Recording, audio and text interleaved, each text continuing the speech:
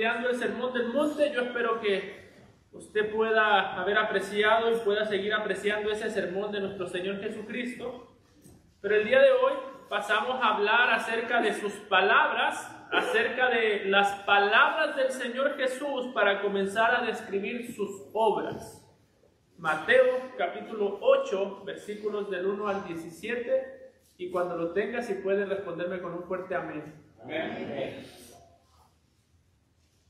Dice la palabra de nuestro Dios: cuando descendió Jesús del monte, le seguía mucha gente.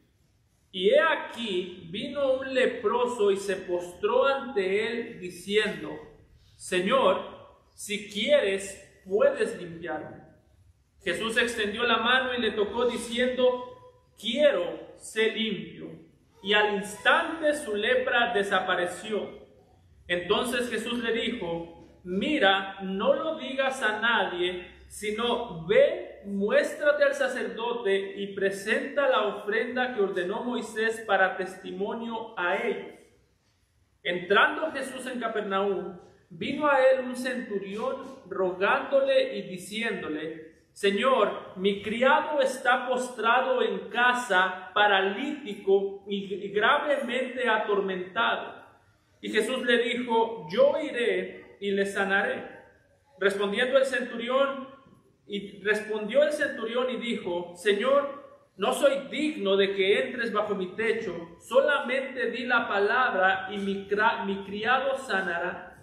Porque también yo soy hombre bajo autoridad y tengo bajo mis órdenes soldados. Y digo a este: ve y va. Y al otro: ven y viene, y a mi siervo: haz esto, y lo hace. Al oír Jesús, se maravilló y dijo a los que le seguían: de cierto os digo que ni aun en Israel he hallado tanta fe. Y os digo que vendrán muchos del oriente y del occidente, y se sentarán con Abraham e Isaac y Jacob en el reino de los cielos. Mas los hijos del reino serán echados a las tinieblas de afuera, allí será el lloro y crujir de dientes. Entonces Jesús dijo al centurión: ve, y como creíste, te sea hecho. Y su criado fue sanado en aquella misma hora. Vino Jesús a casa de Pedro y vio a la suegra de éste postrada en cama con fiebre. Y tocó su mano, y la fiebre la dejó, y ella se levantó y le servía. Y cuando llegó la noche, trajeron a él muchos endemoniados, y con la palabra echó fuera a los demonios, y sanó a todos los enfermos, para que se cumpliese lo dicho por el profeta Isaías, cuando dijo: Él mismo tomó nuestras enfermedades y llevó nuestras dolencias. Amado Padre, qué gran Salvador nos has dado en Cristo, Señor. Señor, todos nosotros venimos aquí y podemos identificarnos con estas personas que tuvieron aquellos encuentros con nuestro Señor Jesucristo. Al igual que el leproso, nosotros deberíamos estar excluidos de tu presencia, Señor. Él por la lepra que tenía en su cuerpo, nosotros por la pecaminosidad con la que nacemos.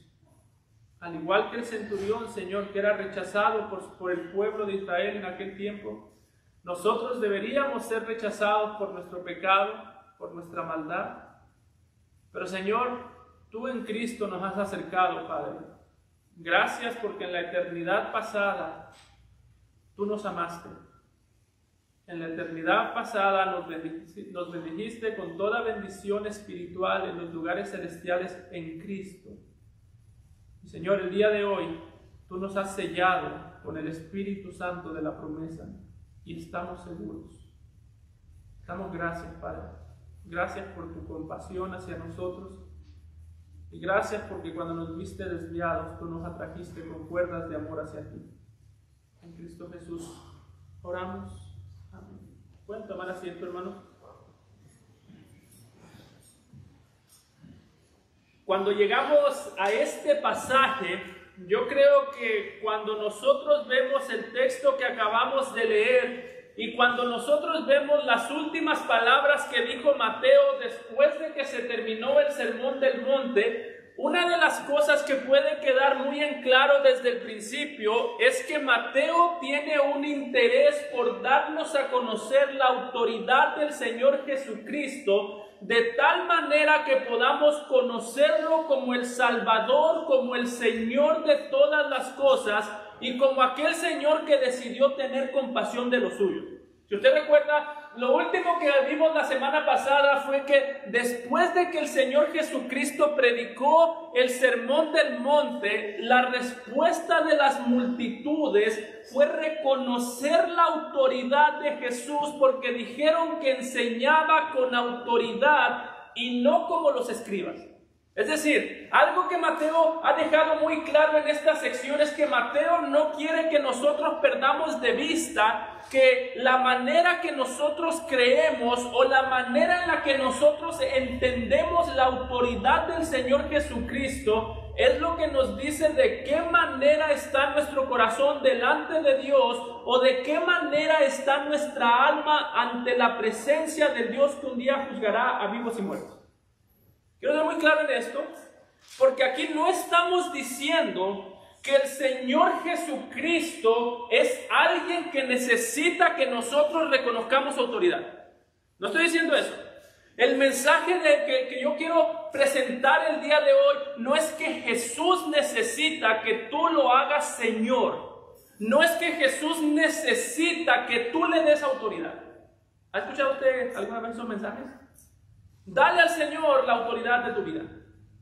O permite que el Señor sea permite que Jesús sea el Señor. No, Mateo ha sido muy cuidadoso para decirnos, las multitudes sabían que Jesús tenía autoridad. Nadie podía dudar de la autoridad. El mundo entero sabe que Jesús es el Señor. La pregunta no es si nosotros le podemos dar la autoridad. La pregunta no es si nosotros lo podemos hacer el Señor. La pregunta principal es cómo reaccionamos ante el señorío y ante la autoridad que Jesús ya tiene.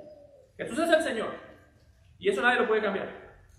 Dice el apóstol Pablo en Filipenses capítulo 2 que un día toda rodilla se doblará, toda lengua confesará que Jesús es el Señor, para gloria de Dios Padre, tanto los que están en la tierra como debajo de la tierra. Todo el mundo reconocerá que Jesús es el Señor. Todo el mundo algún día se postrará ante Él. El punto de este pasaje no es si vas a reconocer, sino si vas a reconocer hoy, vas a reconocer su señorío hoy, o simple y sencillamente te vas a sorprender de su autoridad. ¿Qué fue lo que hicieron las multitudes? Las multitudes, cuando escucharon predicar a Jesús, dijeron: wow, qué sermón tan bueno predicó este hombre.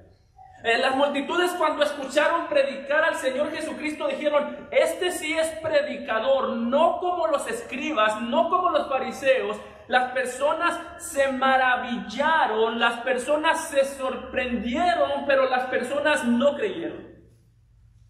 Así que yo no tengo duda que el día de hoy alguien pueda negar que Jesús es el Señor. Yo no tengo duda que alguien aquí pueda negar, alguien quiera negarlo. Yo no tengo duda que alguien diga: yo no reconozco, yo no sé. La duda que yo tengo no es si la gente puede saber, sino si la gente puede creer. Porque esta gente supo, pero no creyó. Y hermano, es una gran rebeldía que una persona se rebele contra la autoridad de alguien que no conoce. Sería horrible que el día de hoy alguien aquí esté rebelado contra Jesús porque no lo conoce. Pero ¿sabes tú qué es peor, mi hermano? Que tú sepas que Jesús es el Señor, que tú sepas y reconozcas, o que se te haya presentado a Jesús como el único Salvador, que tú puedas decir: sí, solo Jesús salva, y aún ahí no creer en Él. Es una horrible rebeldía la que cometieron las personas después de que escucharon a Jesús predicar. Dijeron: Él tiene autoridad, pero no vamos a creer. Dijeron: lo que Él dice es verdad, pero no vamos a creer en esa verdad. Dijeron: lo que Él habla es muy distinto y proviene de Dios, pero no vamos a creer en Él aunque provenga de Dios. Así que en este sermón yo quiero Y creo que el texto está aquí para mostrarnos y preguntarnos, ¿cómo has respondido tú ante la autoridad de Jesús? ¿Has respondido con fe, reconociéndolo? ¿Tienes una fe que te ha llevado a reconocer, a creer en tu corazón que Jesús es el Señor? ¿O simple y sencillamente vivimos expuestos a la verdad? ¿Vivimos expuestos escuchando la verdad en nuestras mentes, pero vivimos al mismo tiempo amando la mentira en nuestros corazones? El punto de este sermón que yo quiero que te lleves no es que Jesús puede hacer milagros, eso ya lo sabemos.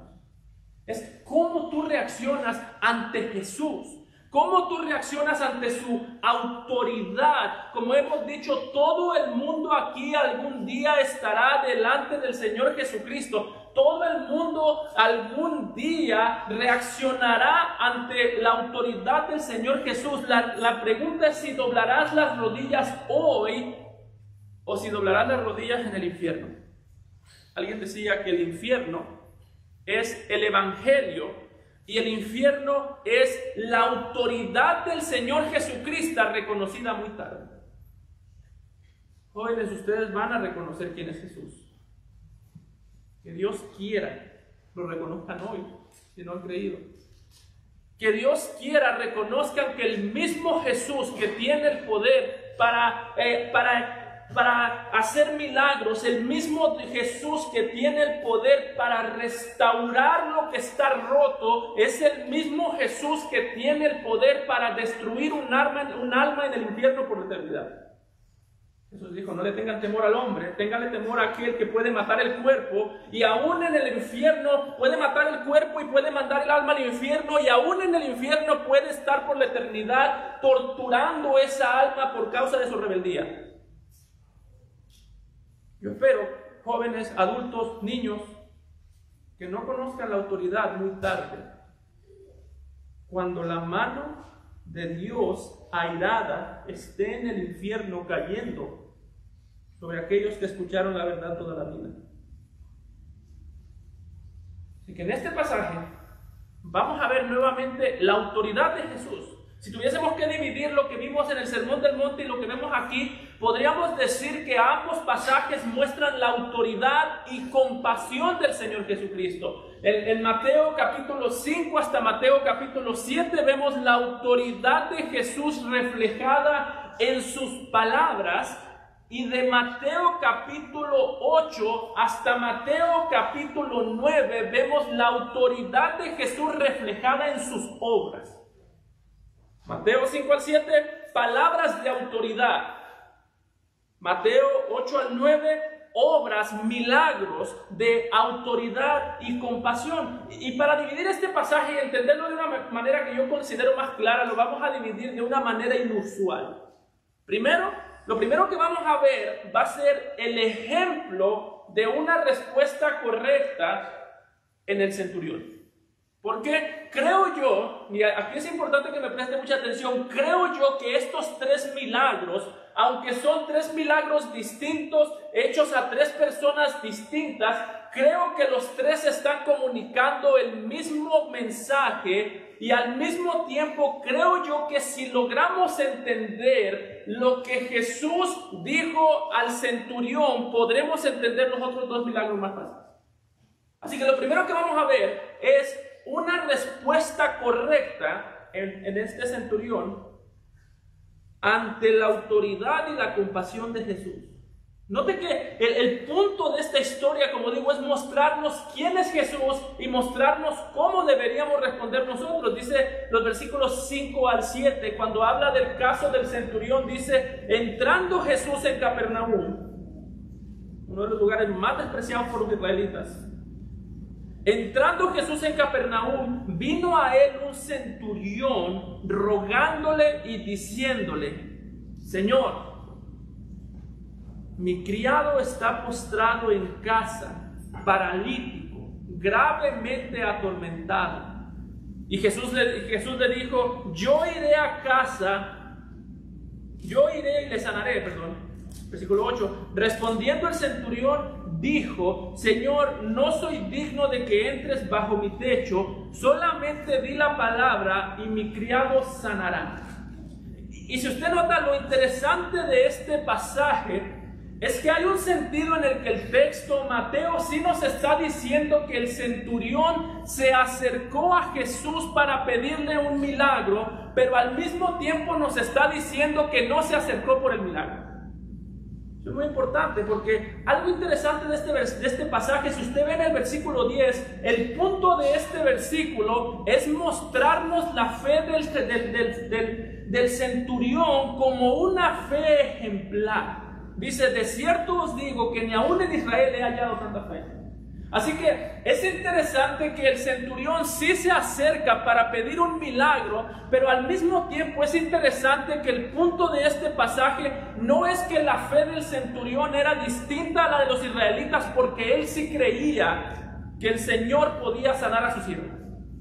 Yo he escuchado muchas veces personas predicar este pasaje y decir, lo que hacía distinta la fe de este hombre es que él sí tenía fe que Jesús podía salvar a su siervo.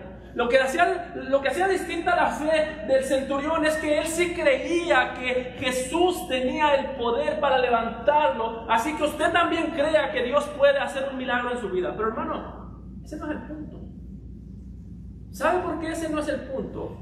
¿Por qué no es el punto que la fe de este hombre era distinta en el sentido de que él era el único que creía que Jesús podía hacer un milagro? ¿Sabe por qué? Porque en aquel tiempo todo el mundo creía que Jesús podía hacer milagros. Todo el mundo. No había una sola persona que hubiese visto a Jesús hacer un milagro y que dudase de que él tenía la capacidad de hacer milagros. De hecho, inclusive quisieron seguir a Jesús en aquella ocasión en Juan capítulo 6, cuando multiplicó los panes. Cuando Jesús multiplicó los panes, nadie dijo, eso está raro. ¿Qué hicieron? Comieron y dijeron, te seguimos. Nadie dudaba de que Jesús tenía la capacidad de hacer un milagro. Nadie dudaba de su poder. Increíblemente, los mismos fariseos en alguna ocasión se muestran como personas que creen que Jesús puede hacer milagros. En Mateo capítulo 12, versículos 38 y 39, escuchen cómo lo dicen. Dice, los escribas y los fariseos, dice que le dijeron, maestro, deseamos ver de ti señal. Wow, uno diría, qué tremenda fe. Deseamos ver de ti señal. Dice, deseamos ver de ti señal. Y dice que él respondió y les dijo, la generación mala y adúltera demanda señal, pero señal no será dada sino la señal del profeta Jonás. El punto aquí es claro, hermanos. Lo que hacía diferente la fe de este centurión no era que él sí creía que Jesús podía sanar a su criado, a su siervo. No, la diferencia entre entre este centurión y los fariseos es que el centurión pidió al Señor Jesús que sanara a su siervo porque conocía a Jesús, mientras que los fariseos pedían una señal sin conocer a Jesús. Esa es la diferencia. Una fe que cree que Dios hace milagros no siempre es una fe que está correcta. No sé si alguna vez usted ha escuchado estos ministerios que todo lo bajan en los milagros. Nosotros sabemos que la presencia de Dios está aquí porque hizo un milagro. Eso no quiere decir nada. Jesús no se sorprende cuando hay una persona que cree en los milagros. Le podría decir, ni siquiera se sorprende el Señor Jesucristo cuando una persona puede hacer un milagro. ¿Qué vimos en el Sermón del Monte? En aquel día muchos me dirán, Señor, Señor, en tu nombre echamos fuera demonios. En tu nombre profetizamos, en tu nombre hicimos milagros. Y Jesús dice, aléjense de mí. El punto aquí no es que nosotros, la característica del cristiano no es que es una persona que solamente tiene un encuentro con los milagros. A Jesús no se sorprendió por eso, hermano. El texto nos dice que cuando Jesús escuchó la fe de hombre, se maravilló. Y no se maravilló porque quería ver milagros. ¿Sabe por qué se maravilló? Porque conocía quién era el que hacía los milagros. Y déjeme ser claro. Porque alguien puede decir aquí, pastor, entonces usted no cree en los milagros. Yo sí creo en los milagros. Pero lo que yo le estoy diciendo, hermano, Una cosa es tener contacto con los milagros, otra cosa es tener contacto con el hacedor de milagros. La diferencia más grande en este caso entre un fariseo y un discípulo verdadero, ¿sabe cuál es? El fariseo tiene interés en los milagros, los falsos maestros tienen interés en los milagros, los falsos maestros tienen mucho que decir acerca de los milagros, no tienen absolutamente nada que decir acerca del que hace milagros. Y ese es el problema. Por eso, la próxima vez que usted escuche un ministerio que todo se trata de milagros, desconfíe. Oh, pastor, pero es que usted ¿cómo sabe? Usted no puede ver el corazón de la gente. No puedo ver el corazón de la gente, pero sí puedo ver la Biblia que escribió el Señor inspirado, o el Señor inspiró a través del Espíritu Santo. Yo no sé qué tanto pasa en esos lugares de milagros. Lo que yo sé es que no es lo mismo que pasaba en tiempos de Jesús. Yo no sé dónde está el corazón de la gente, no sé, yo no sé qué espíritu guía todos los ministerios que se tratan de exorcismo. Lo que sí sé es que ese no es el Espíritu Santo. Yo no sé cómo es la fe de ellos, lo que yo sé es que esa no es la fe bíblica. Porque Jesús mismo, cuando vio a sus discípulos, cuando el Señor Jesucristo vio a este hombre, cuando Jesús hablaba con sus discípulos, mi hermano, Jesús mismo, cuando los discípulos pudieron sacar demonios, en Lucas 10:20, sus palabras fueron claras: pero no os regocijéis de que los espíritus se os sujetan, sino regocijaos de que vuestro nombre está escrito en los cielos. Decía Jesús, si a ustedes les emociona más lo que Dios puede hacer que Dios mismo, ustedes tienen un problema. Si a ustedes les emociona que Dios tiene dominio sobre los espíritus, y que puede echar fuera demonios, y que Dios puede hacer milagros, y que Dios puede sanar gente, si a ustedes les emociona todo eso, eso a ustedes no los hace discípulos maduros, eso a ustedes los hace paganos antiguos. Los únicos que se emocionan de todos son los paganos. Quieren el milagro de Dios, pero no quieren a Dios. Y este hombre era todo lo contrario. Es curioso que se acercó a Jesús porque necesitaba rogarle por un milagro, pero al mismo tiempo es curioso y es interesante que se acercó no por el milagro, no porque sabía que Jesús hacía milagros, sino porque sabía quién era el Señor Jesucristo. Y ahorita lo vamos a ver más adelante. Pero el punto aquí es claro, hermano. Hay un contraste en el libro de Mateo entre la manera en la que reacciona un discípulo a los milagros y la manera en la que reacciona un falso maestro o un fariseo ante los milagros.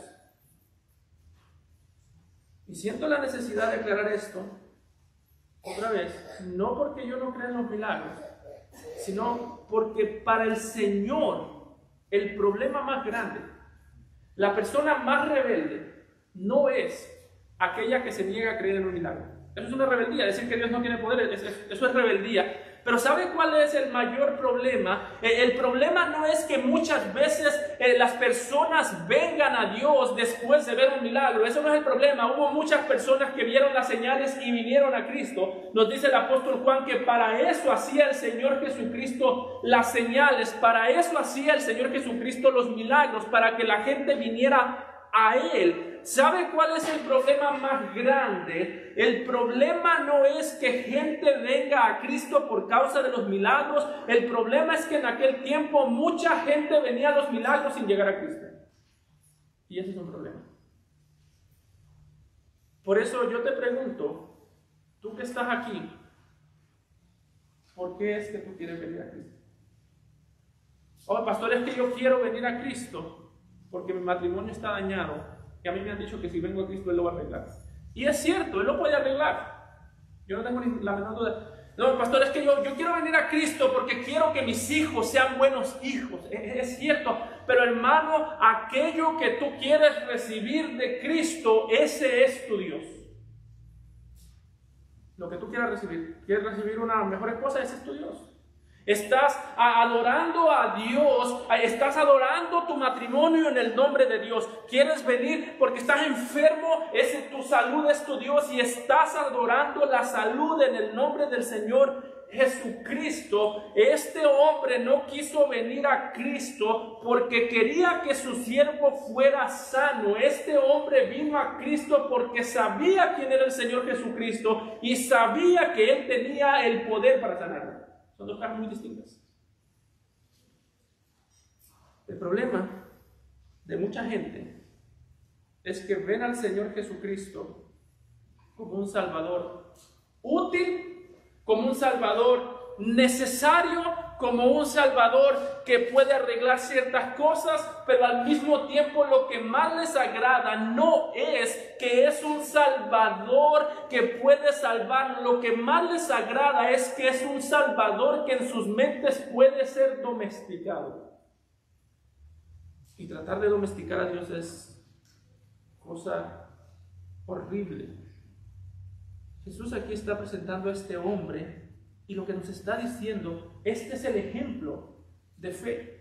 Esta es la fe de todo discípulo del Señor Jesucristo. El punto no es que digamos aquí, oh, qué increíble era el centurión. No, el punto es que digamos aquí, el punto no es que nos admiremos de la fe del centurión. El punto es que nosotros sepamos si tenemos esa fe.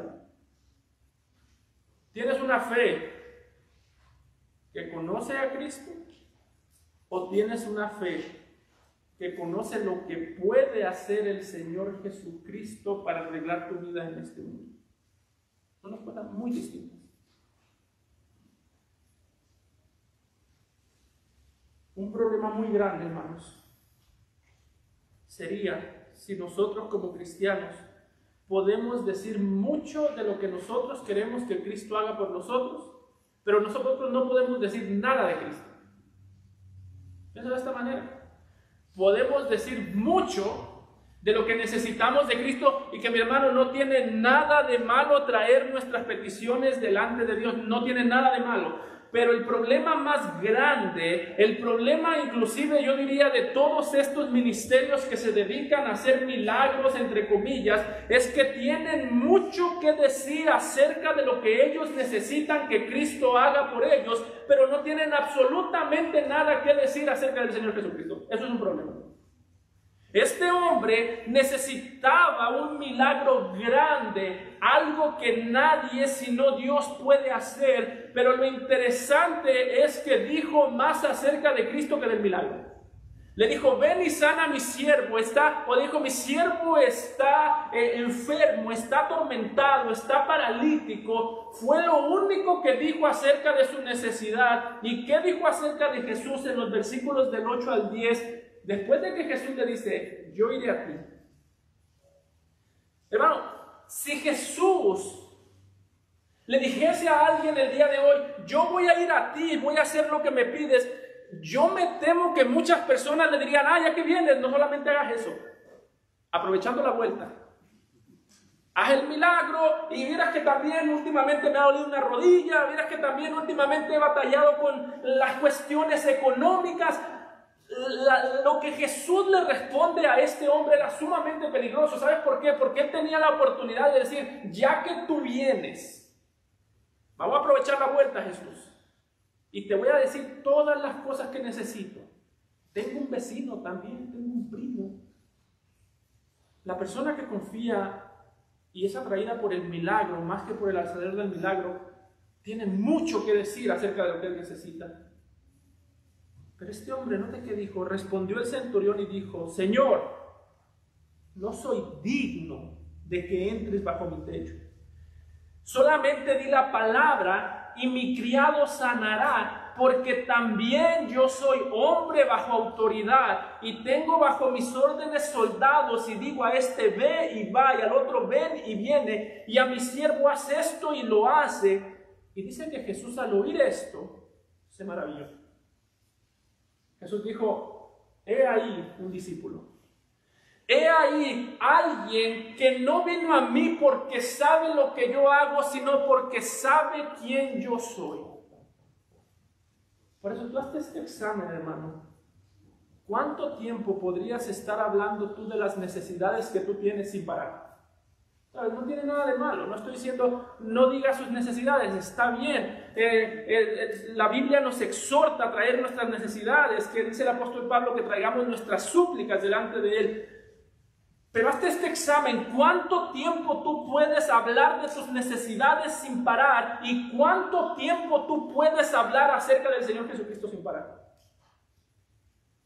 La tristeza más grande del cristianismo no es que los cristianos sufren. Los cristianos van a sufrir, los cristianos van a tener enfermedades que no se curan, los cristianos van a tener dolencias, los cristianos vamos a perder hijos, vamos a perder esposa, vamos a tener muchas pérdidas que no vamos a poder recuperar. Pero hermano, lo más triste del cristianismo es cuando los cristianos tienen mucho que decir acerca de la vida, de las cosas que necesitan en este mundo y nada que decir acerca del Señor Jesucristo. ¿Cuánto tú puedes hablar de Cristo sin parar? Los pastores, que yo no fui al seminario, el centurión tampoco.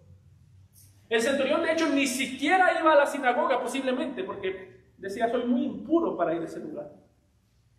Es que, pastor, usted porque tiene la oportunidad de ir al seminario. Sí, mi hermano, el Señor a muchos nos ha dado esa oportunidad, pero mi hermano, eso no es una excusa.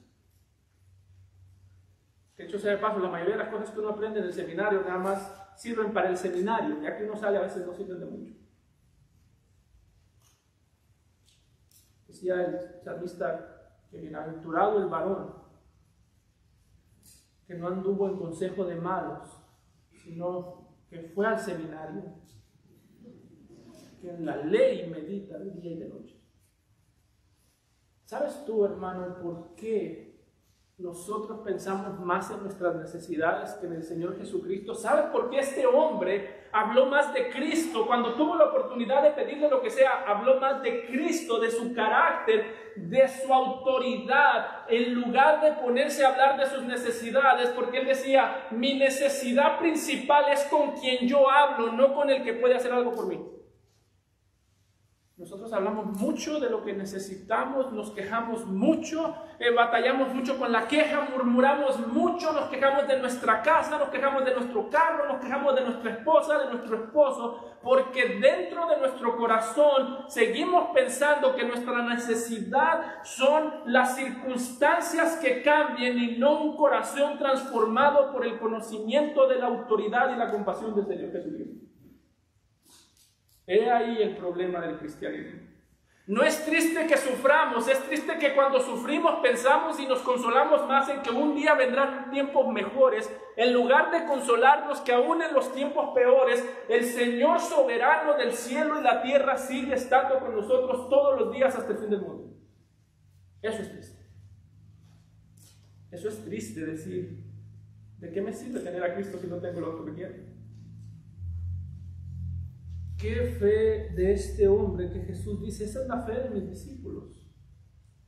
Cuando maduran, cuando van creciendo, las necesidades no se acaban. Este hombre todavía necesitaba que se sanara su siervo, pero este hombre empezó a ver la razón por la que Jesús dice que no había visto esta fe en Israel. Es porque está diciendo: los que tienen la palabra pueden leer la palabra, pero no me ven a mí a través de la palabra. Y este hombre es distinto a Israel, porque siendo el más ignorante, posiblemente el que menos fue a la escuela bíblica, este hombre es aquel que ha visto en mí al Salvador prometido por Dios. ¿Cómo llegó el centurión a estas conclusiones? No lo sabemos. Pero lo que sabemos es que llegó a la conclusión de que Jesús es el Salvador. Porque los salmos hablan de Dios enviará su palabra y a través de su palabra restaurará las cosas. Así que este hombre dijo: este es el Salvador. Déjame ser claro en esto. No estoy diciendo que no debamos clamar a Dios por nuestras necesidades. Este hombre vino y clamó. El leproso, vamos a ver ahorita, también clamó. Muchas personas clamaron por sus necesidades. Lo que yo estoy diciendo, mi amado hermano, es que si la fe es genuina, pero está puesto en un lugar equivocado, esa fe lo único que puede hacer es llevar a la condenación. La fe genuina no salva. ¿Por qué? Los que querían el pan tenían una fe genuina. Señor, te seguiremos y nos das más pan. Juan capítulo 6. Los falsos maestros de los que habla el Señor Jesucristo en Mateo, cuando dice, muchos me dirán en aquel día, en tu nombre hicimos esto y aquello, tenían una fe genuina. Déjenme lo pongo más a nuestros tiempos. Los musulmanes tienen una fe genuina, los mormones tienen una fe genuina. Yo nunca he dudado de la genuinidad de estas personas. Yo he hablado con muchos que lloran. Yo he escuchado a mormones llorar cuando hablan de su fe de una manera que nunca he visto a un cristiano. Los he visto con una sinceridad muy grande. Entonces, ¿cuál es el problema? ¿Cuál es la fe que salva? La fe que se aferra, la fe que conoce, la fe que descansa, no en el Jesucristo que yo me imagino para después domesticar, sino en el Jesucristo que tiene la autoridad sobre todas las cosas y aquel que tiene la compasión para salvar. Esa es la fe. Si la fe es sincera pero en el lugar incorrecto, la fe lleva a la perdición. Y este hombre, el punto de Jesús es tanta fe en el lugar correcto, tanta fe, el conocimiento correcto. Y la razón por la que este pasaje está aquí, como ya mencioné, es como Mateo diciéndonos, si eso no existe en alguien que se dice mi discípulo, ese no es mi discípulo. Si ese no existe, si no cree que Jesús tiene la autoridad, que Jesús es el camino al Padre, yo soy el camino, la verdad y la vida, si no cree que Jesús es el Hijo de Dios, lo vamos a ver en Mateo 16, yo también, o cuando le dijo el Señor Jesucristo a Pedro, esto no te lo reveló ni sangre, ni carne, ni sangre, sino mi Padre que está en los cielos. Si no creemos en ese, no hemos creído nada. Jesús dijo, cuando Pedro le hizo su confesión, dijo, Pedro, esto no te lo reveló ni sangre ni carne, sino mi Padre que está en los cielos. Tú eres el Cristo, el Hijo del Dios viviente. Y aquí este hombre está diciendo exactamente lo mismo que confesaría Pedro más tarde. Tú eres el Cristo, tú tienes la autoridad, tú tienes el derecho a salvar a quien tú quieras, tú tienes la dignidad, el poder, el amor y la misericordia. Y Jesús está diciendo, ese es un discípulo. Pues el día de hoy yo no te quiero preguntar a ti, ¿qué has hecho por Dios?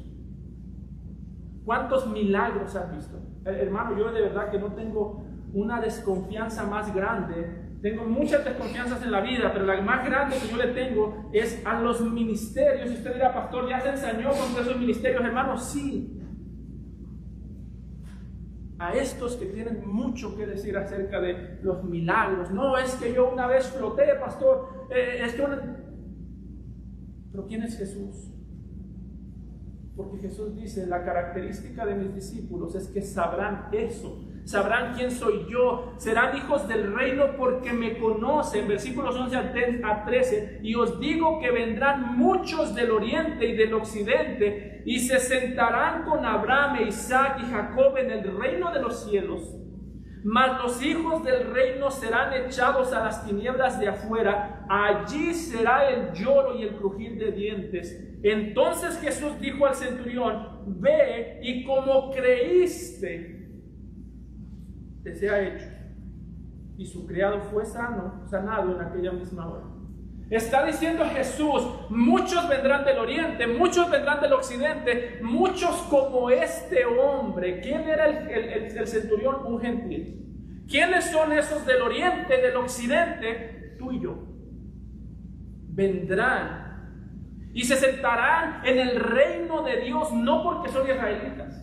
Es interesante que aquí Jesús está diciéndole a los israelitas, este centurión que ustedes menosprecian, este centurión que no tiene una sola gota de sangre en sus venas, de sangre judía en sus venas, este centurión que no tiene ni siquiera nombre judío, tiene más en común con Abraham, Isaac y Jacob que ustedes.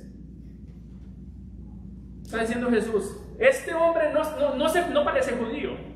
Este hombre ni siquiera posiblemente sabría hablar hebreo. Y está diciendo, este hombre con fe va a terminar sentado en la mesa del reino, mientras que los judíos con la sangre de Abraham en sus venas van a terminar en el infierno.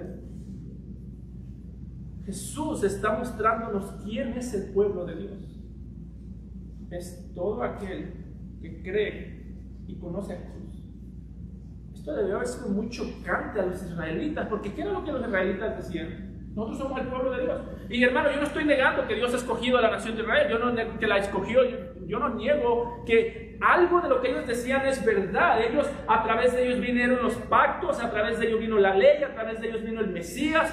Yo no estoy dudando y no estoy diciendo que Dios no escogió a la nación de Israel. Lo que estoy diciendo es que lo que está diciendo el Señor Jesucristo, los hijos del pacto no son los que tienen sangre hebrea o sangre israelita corriendo por sus venas. Los hijos del pacto son todos aquellos que sí se parecen a Abraham, sí se parecen a Isaac, sí se parecen a Jacob, no en su sangre sino en su fe. Pablo lo dice más claro todavía en Gálatas 3, 6 y 7. Así Abraham creyó a Dios y le fue contado por justicia. Sabed por tanto que los que son de fe, estos son hijos de Abraham. Por eso, una vez más, yo el día de hoy no estoy preocupado en lo que tú haces. Ya habrá otros sermones para hablar de eso. En que sirvas al Señor, no estoy preocupado por eso, aunque eso es importante, pero ya habrá otros momentos para hablar de esos temas que también son importantes. No estoy preocupado ni siquiera en que seas puntual, en venir a la iglesia. Todo eso es importante, pero lo que yo estoy preocupado, mi hermano, es en preguntarte ¿por qué quieres servir al Señor? ¿Por qué quieres orar al Señor? ¿Por qué quieres tú estar en la iglesia del Señor? Y si la respuesta no es porque conozco al Señor Jesucristo, porque he creído en el Señor Jesucristo, todas tus buenas obras son las peores obras de rebeldía contra Dios. Porque somos hechuras suyas, dice el apóstol Pablo, creados en Cristo Jesús para buenas obras, las cuales Él preparó de antemano para que anduviésemos en ellas. Pablo está diciendo ahí, antes de que yo haga una obra de manera externa por Dios, Dios tuvo que haber hecho una obra interna por mí, y es creer en Jesucristo. No, hermano, por eso tú no te preocupes si tú nunca has visto un milagro. No te preocupes si nunca has visto una obra sobrenatural. Hay todos estos movimientos de, es que no ha tenido esta experiencia, es que no ha tenido no, tú no te preocupes por eso. Tú no te preocupes si no has visto una obra sobrenatural. Tú preocúpate si no ha habido una obra sobrenatural dentro de ti que te quita el corazón de piedra para ponerte uno de carne. Ahí sí preocúpate. No somos salvos por ver obras sobrenaturales, somos salvos porque Dios hizo una obra sobrenatural en nosotros que nos dio un nuevo corazón. ¿Y cómo sé yo que tengo esa obra sobrenatural en mí? ¿Crees que Jesús es el Señor? ¿Crees que Jesús es el único Salvador? Si eso no está presente, preocupa. Porque todo lo que estás haciendo aquí es idolatría. Por eso, hermanos, si usted algún día quiere cuidar bien a sus hijos, no solamente diga, qué bueno que van a la iglesia. Pregúnteles, ¿por qué van a la iglesia? ¿Vas porque te estoy obligando? Y si la respuesta es sí, sígalo obligando, no hay problema. Pero vale ver, tú no tienes que ir solo porque yo te obligo. El punto no es que el punto no es que te pase lo mismo que a los judíos, que tuvieron un encuentro con los milagros, pero nunca un encuentro con el hacedor de milagros. El punto aquí no es que tú tengas un encuentro con la iglesia, el punto es aquí que tú tengas un encuentro y confíes en el Señor de la iglesia. Muchos vieron los milagros y se fueron al infierno porque no creyeron. Muchos, Dios guarde, que estén aquí, que vienen a la iglesia y se vayan al infierno porque no creyeron. Crea en Jesucristo. Si los judíos teniendo sangre de Abraham, Jesús dijo, los hijos del reino serán echados fuera, serán destruidos.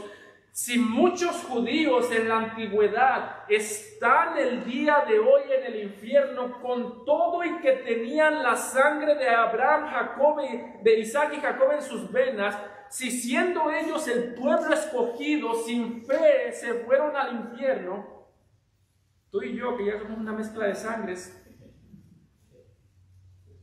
vamos a caer mucho más profundo. El mensaje es claro: o nosotros experimentamos la gloria juntos con el centurión por la fe en el Señor Jesucristo, o tú experimentas el infierno junto con los hebreos que tenían sangre judía, pero no la fe de los verdaderos judíos que confiaban en las promesas de Dios. El punto de Jesús es aquí, el punto de Mateo, perdón, es: cuando conozcas a Jesús, cuando hables de Jesús, asegúrate que estés hablando de un Jesús compasivo, amén, pero también con un Jesús que tiene autoridad. Es el punto aquí. Note que en todo este punto, las palabras que yo me he repetido son autoridad y compasión. No es un accidente, mi hermano, es lo que Mateo nos está enseñando. Tiene autoridad y por eso confiamos en Él. Tiene amor y por eso nos acercamos, o estas personas se acercaron a Él. Es increíble el retrato que Mateo nos está presentando aquí. Puede imaginarse usted a Mateo como un pintor. Mateo está pintando unas fotografías de Jesús. Y en esta fotografía, Mateo quiere decirnos: este es el mismo Dios del Antiguo Testamento, ahora obrando a través de la carne, o obrando en su carne, hecho carne. Es el Hijo de Dios. Y nos está dando el mensaje completo que en el Antiguo Testamento se quedó a medias. ¿Por qué lo digo? Note cómo empieza Mateo, versículos 1 al 3. Cuando Jesús descendió del monte. Y si usted tiene con qué escribir, subraye el monte. Cuando Jesús descendió del monte, le seguía mucha gente. Y he aquí vino un leproso y se postró ante él diciendo: Señor, la misma palabra que el centurión, si quieres, puedes limpiarme. Jesús extendió la mano y le tocó diciendo: quiero ser limpio. Y al instante su lepra desapareció. Si yo fuera pintor, si yo no sé ni tocar la guitarra, ni tampoco pintar, yo pintaría este cuadro, porque es un cuadro hermoso. Jesús bajando del monte. Es como si Mateo nos dijese: ¿se acuerdan quién más bajó del monte? ¿Se acuerdan que ya antes hubo alguien que bajó del monte en Éxodo capítulo 20, en Éxodo 20 en adelante, Éxodo 19? ¿Se acuerdan que ya alguien subió al monte para hablar con Dios y cuando descendió del monte, descendió para dar a conocer la ley del Señor? Está diciendo: ahora tenemos a otro bajando del monte. Ya no para dar a conocer la ley del Señor. Ya no tenemos a alguien que habló con Dios, sino a alguien que es Dios. Ya no tenemos un hombre hablando con Dios para traer un mensaje al pueblo. Ahora tenemos a Dios, el Hijo, hecho hombre, para venir y ser el mensaje al pueblo. Este retrato que Mateo nos está pintando aquí está diciendo: ahora la autoridad está en esta persona.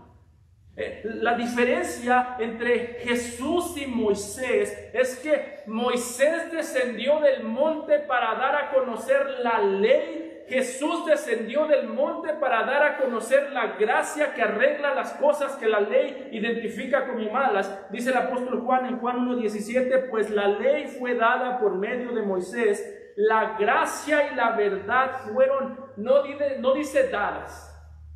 La ley fue dada por medio de Moisés. ¿Para qué? Para mostrarnos nuestro pecado, para mostrarnos lo que el pecado destruyó. La gracia no fue dada, dice: la gracia y la verdad fueron hechas. Así dice el original.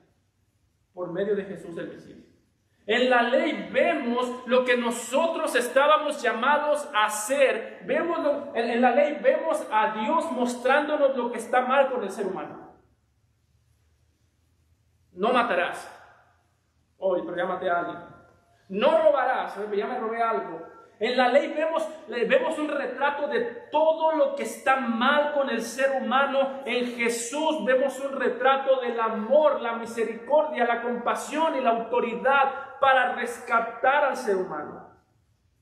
Wow, ese es qué genio Mateo. Mateo está diciendo: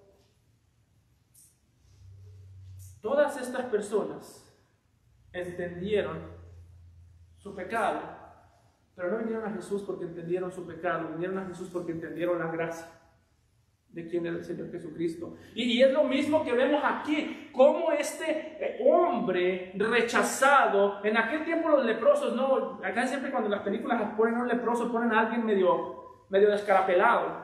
No sé si ustedes saben esa palabra, le faltan pedacitos de piel. Estas personas eran lo más detestable de aquel tiempo.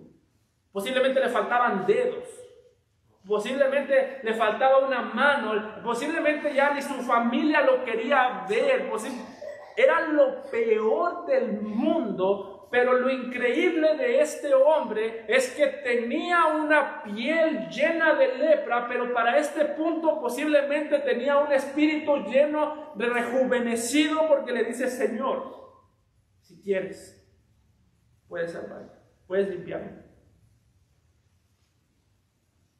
En este hombre vemos dos cosas. Por un lado, vemos que sabe que Jesús es una persona amorosa.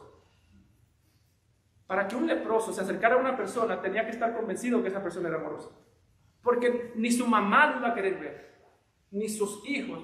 Y yo sé que aquí sale el amor de madre. Pastor, usted no sabe lo que es ser madre. Usted no sabe lo que es tener un hijo con lepra. Esta persona, para que se acercara a Jesús, tenía que estar convencido que Jesús no lo iba a menospreciar. Se acercó a él porque sabía y conocía su compasión, pero al mismo tiempo le dijo: si quieres puedes salvarme, porque entender su autoridad es entender que él puede hacer conforme a su voluntad.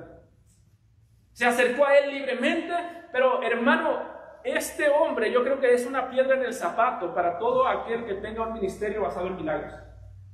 A mí me da risa que muchas personas, milagreros, usan este pasaje para sus ministerios. Este pasaje va totalmente en contra de sus ministerios.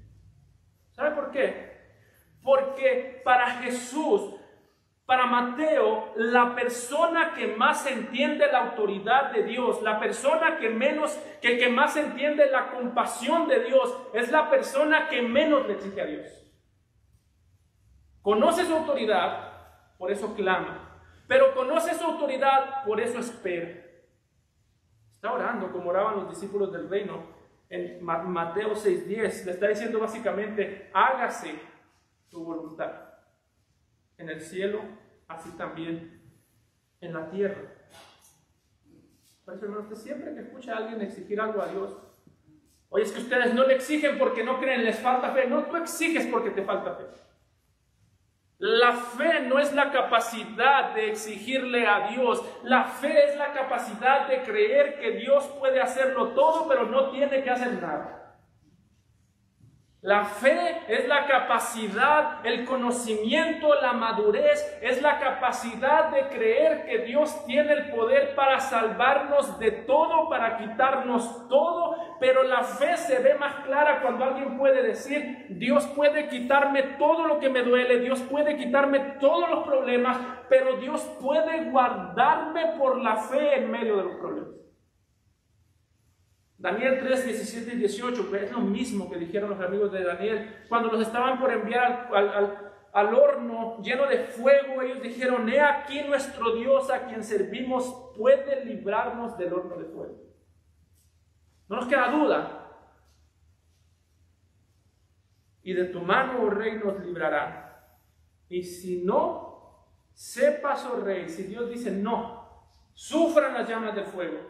Si Dios dice no, entren al fuego y quémense, entren al fuego y mueran por causa de mí. Si Jesús dice entren al fuego y quémense, si Jesús te hace pasar por las aguas y en ese lugar no te dice ven a mí caminando, sino que te dice vete a lo profundo del mar y muere por mi causa, la fe se ve reflejada cuando alguien puede decir: y si no, sepas, oh rey, que no serviremos a tus dioses ni tampoco adoraremos la estatua que has levantado. Señor, si quieres puedes salvarme, pero si no me salvas, si quieres puedes limpiarme, pero si no me limpias, yo ya te dije que tú eres el Señor. Si quieres, Señor, puedes limpiarme, pero si tú no me limpias, yo igual no me arrepiento de llamarte a ti, Señor. Y Mateo nos está mostrando aquí cómo lucen estos discípulos. Le llamaron Señor y no se arrepintieron, no sabían si iban a recibir algo, pero al mismo tiempo nos quiere mostrar quién es Jesús. ¿Por qué nos muestra a un leproso viniendo ante Jesús y siendo sanado? Bueno, en la mente judía, porque ellos sabían que solamente Dios sanaba la lepra. En su tiempo puede usted leer 2 de Reyes 5:7. Los judíos decían, la lepra es algo tan horrible que solamente Dios la puede sanar. Y es interesante que cuando Jesús, si Jesús no fuese Dios, si no fuese el Hijo de Dios, Dios encarnado, Jesús le hubiese dicho que Dios quiera sanarte, Dios quiera que sane. Si a mí alguien me dice, pastor, quiero ser sano, yo le voy a decir, Dios quiera sanarte, mi hermano, vamos a orar. Pero que los judíos creyeran que solo Dios sanaba la lepra y Jesús dijese, quiero ser sano. Jesús estaba diciendo, te voy a sanar porque yo soy Dios. Yo te puse esa lepra. Yo fui el que te atrajo a mí. Yo fui el que te mostró que esa lepra iba a llegar a tu cuerpo. El texto en el versículo 4 nos dice que le dice que se vaya y no le diga, y le diga a los sacerdotes, y que no le diga a nadie. No sabemos por qué muy bien eso. Posiblemente para no llamar atención innecesaria a su ministerio. Pero lo interesante es que Jesús le dice, quiero ser sano. Ve, muéstrate al sacerdote y presenta la ofrenda que ordenó Moisés para testimonio a ellos.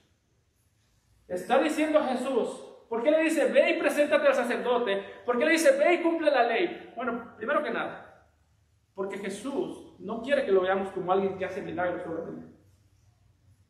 Era la ley la que tenía el derecho de mostrar lo que estaba mal con el leproso. En Levítico 13:46 se mandaba que los leprosos fueran aislados, que nadie hablara con ellos, que nadie tuviera contactos con ellos. La ley tenía toda la autoridad para mostrar lo que estaba mal con la lepra. La ley identificaba el problema y Jesús está diciendo, yo no solamente identifico el problema, sino que yo soluciono lo que la ley no puede solucionar. Está diciendo, lo que la ley ve como malo y que es malo, yo lo soluciono. Donde la ley detecta impurezas, yo vengo y traigo restauración por el poder de mi palabra. Jesús está diciendo, no me vean como un milagrero, véanme como alguien que cumplió la ley. Y ese es el punto. Por eso es que en los versículos 14 al 17 viene y cita Mateo, Isaías 53, cuando dice, vino Jesús a casa de Pedro y vio a la suegra de este postrado en cama con fiebre y tocó su mano y la fiebre la dejó y ella se levantó y le servía. Y cuando llegó la noche, trajeron a él muchos endemoniados y con la palabra echó fuera a los demonios y sanó a todos los enfermos, para que se cumpliese lo dicho por el profeta Isaías, cuando en Isaías 53 dijo, Él, Jesús mismo, tomó nuestras enfermedades y llevó nuestras dolencias. Está diciendo todas estas cosas, la sanidad del leproso, la sanidad del siervo de este hombre, la sanidad de la suegra de Pedro, los endemoniados. Todo ello es una señal que nos muestra a Jesús como aquel que viene a restaurar todo lo que el pecado dañó. Él restaura tu alma, pero un día Él también restaurará nuestros cuerpos. ¿Y sabe cuál es el mensaje detrás de todo esto, hermano? Algo que estas tres personas tienen en común es que eran despreciables. El leproso por ser leproso, el centurión por ser gentil, la esposa de Pedro, la suegra de Pedro por ser mujer. Los tres eran despreciados, los tres eran personas que el mundo menospreciaba, los tres fueron traídos ante la presencia de Dios por Jesús. Lo que nos está diciendo, quien quiera que quiera tener acceso al Padre, tiene que ser a través de Jesús. No es que vamos a Dios, es que somos llevados a Dios. No es que estoy esforzándome para ver si puedo llegar con Dios. No, es Es que voy con Dios porque me están llevando por fe en el Señor Jesucristo. Es Cristo el que me lleva por la fe al Padre. Es Cristo quien por la fe restaura tanto la lepra que hay en mi alma como la lepra que hay en el cuerpo. Un día podremos ver cielos nuevos y tierra nueva, porque Cristo sangró en el Calvario para limpiar todo aquello que el pecado había destruido. Por eso, si no has creído en Cristo, cree en Él. Vamos a orar. Amado Padre,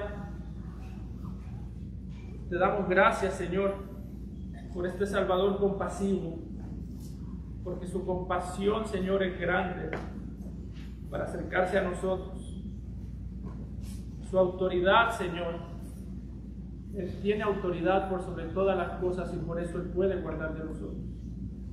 Te pedimos que nos ayudes a crecer en el conocimiento de Él, que nos ayudes a deleitarnos en Él y que nos ayudes a obedecerlo también a Él. Te lo rogamos